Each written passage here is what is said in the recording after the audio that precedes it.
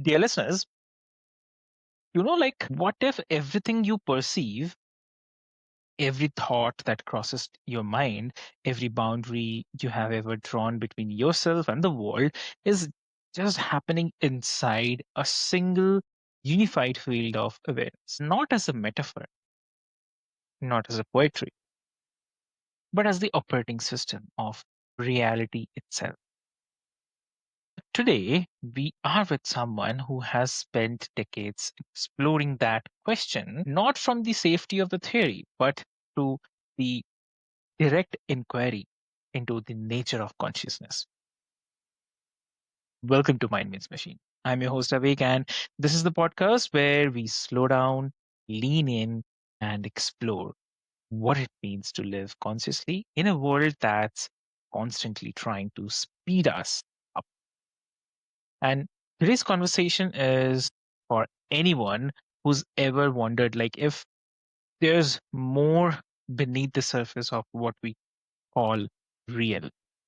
Yes, what we call real. And joining me is someone, a very lovely guest. Please welcome One I Am. So welcome to the show. Thank you so much. It's a pleasure to be here with you.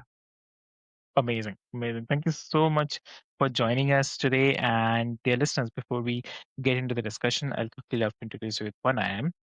So he's an author of more than 30 books exploring consciousness, perception, and the timeless hermetic principle that the all is mind, the universe is mental, weaving together philosophy, contemplative practice, neuroscience, and emerging perspectives on the artificial intelligence to help us awaken the intelligence of the observing mind.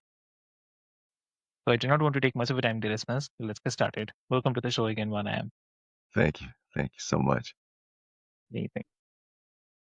So when when most people hear the universe is mental, they might assume that it means reality is just the imaginary or that nothing matters the most. So, what is the misconception there? What does it actually mean to say that mind comes first? Well, mind is the intelligent awareness that creates all perceptive experience. And it's the only thing that actually exists is the mind, which they call, the quantum field of all possibilities. They call it God, the universe, source. In, the Star Wars movie, it was the force. But mind is all that exists in reality. And then there is perceptive experiences that are created within the mind. And that perceptive experience for us is the universe that we experience.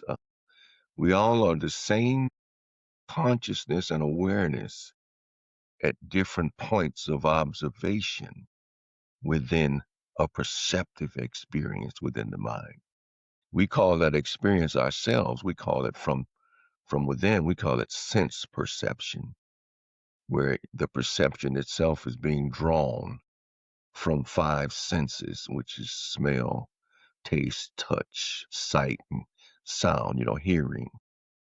And these are all frequencies of information that is collected at a point and projected into an appearance, a perceptive appearance of reality, so that the mind can have the experience, you understand, of a life and everything.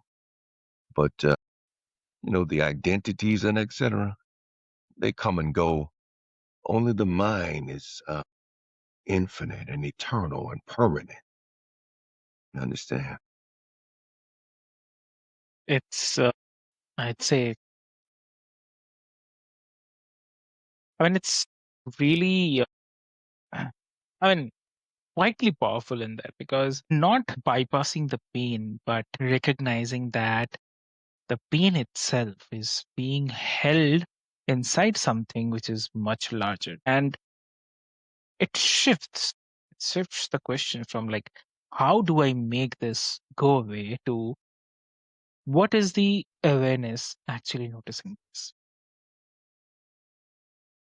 So when someone is going through something very difficult, something that feels painfully real, I would love to ask you, like, how does understanding this principle change their relationship to that experience? Yeah. Well, you have to understand that the mind is all there is, and the identities are a perceptive experience so that the mind can have the life, and go through the processes that it is going through. The mind itself is not affected, the observer is not affected by any of the perception that is being projected. It's sight, sound, taste, touch, and everything, but it does not touch the observer. If you just come back a little from the material perception that you're viewing and feel the observer that is there, that is looking, that is aware. That observer is silent, it's still, and it's always taking in everything, you understand, and Mm, observing. And that is you, the observer, not the identity. The identity is so that you, the observer, can have the experience from that point of observation. So, you don't get into the mm, identity so deeply that, everything becomes so real that you're locked into the process and feeling, everything so deeply. You understand? understand. When Yep. when it in reality, it is a perceptive experience.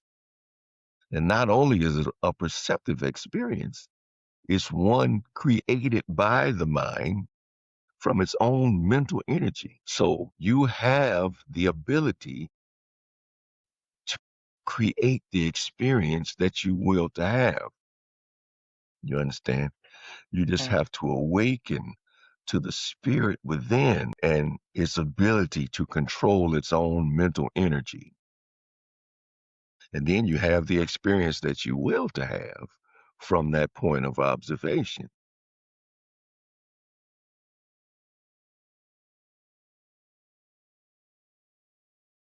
uh, so, and it's really very interesting. And, like if we, because we are talking about this part, like our mind, right? So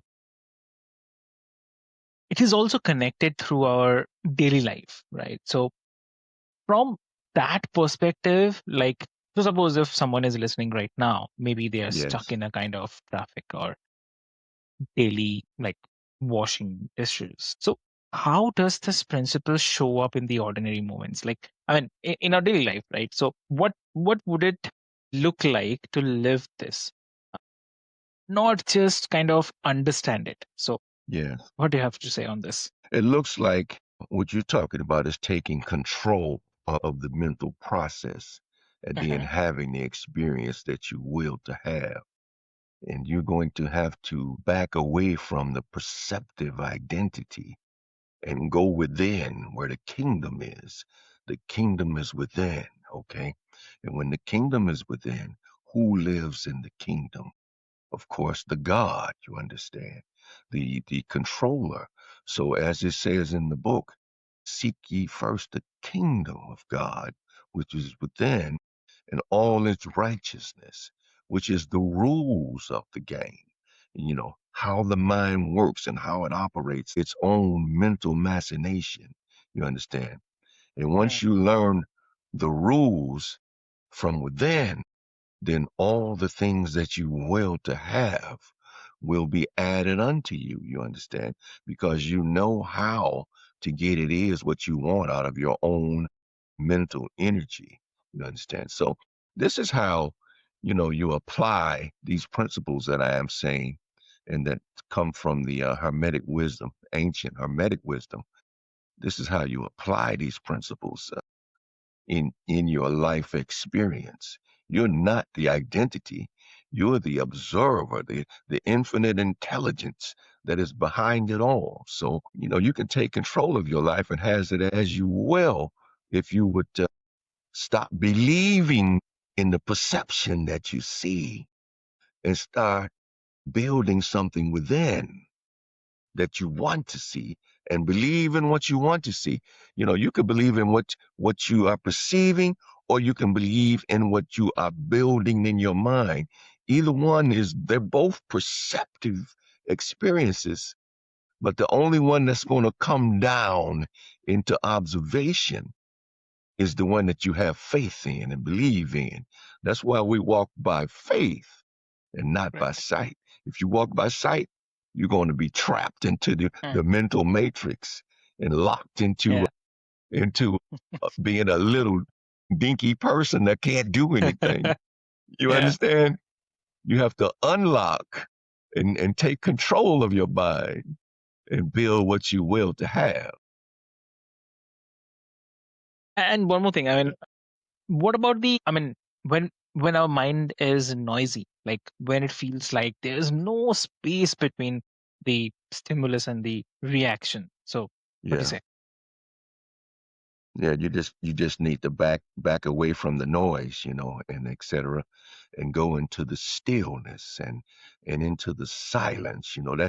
That's your that's your nature, you know, stillness and silence, and you are the unseen, not the seen. The seen is the perception within the consciousness of mind. You understand?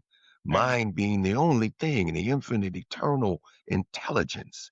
And you need to back away from the scene and go back into the base, where silence is all sound. Every sound that's ever been made is based in silence, you understand? Just as I'm speaking to you now and the sounds are coming out and you're listening, and then, you have to stop and the silence is there. The silence that it's all based upon, you understand? And if you look at every movement that's ever been made and all the motion, it's all based in stillness, you understand? It's the stillness and the silence where all the possibilities exist and everything. You understand? Where all the weaves of of possibility are there. And then as you observe what it is that you will to have, don't look at the perception. Look in your mind and build what you will to have and have faith in it. You understand? Faith is the evidence, like hardcore core evidence of the unseen, coming into view. You understand? That's what faith is, just a mustard seed of faith, and you can move a mountain. And it's not about moving the mountain because it's all perception and energy. So you're actually moving information within your own being. So moving a mountain is as easy as moving a grain of sand. You understand? Yes. Interesting. Wow. And also, like, if you talk about the sustainability part, like someone has a breakthrough, a moment of clarity, maybe even a sustained shift, then life happens, stress, loss, distractions.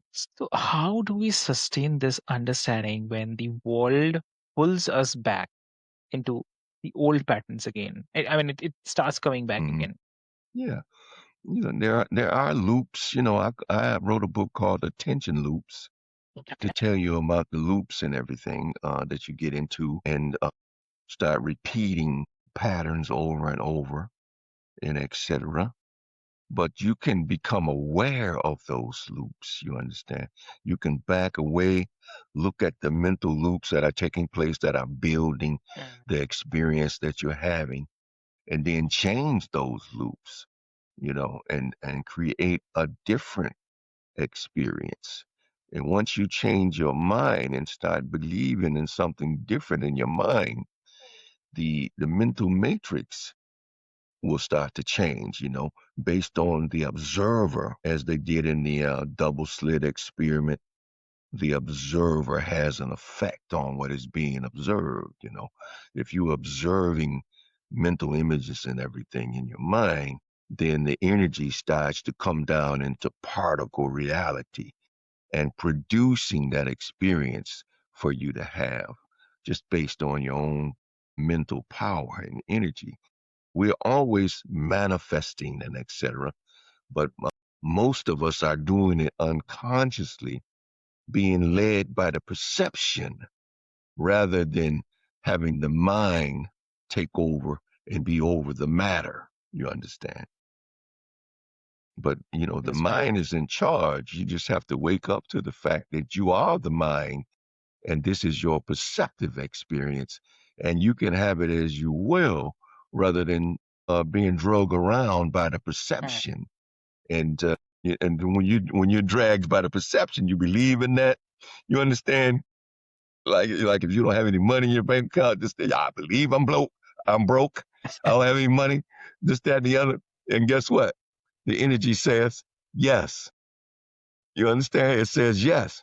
And it does everything it can to produce that for you. You understand?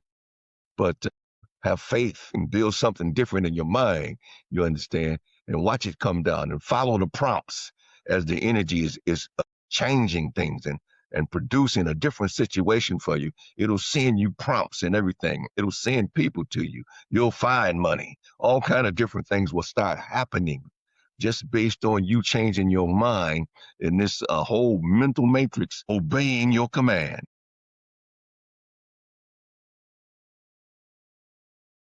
So, if you have to give one advice to the listeners today, what will you give?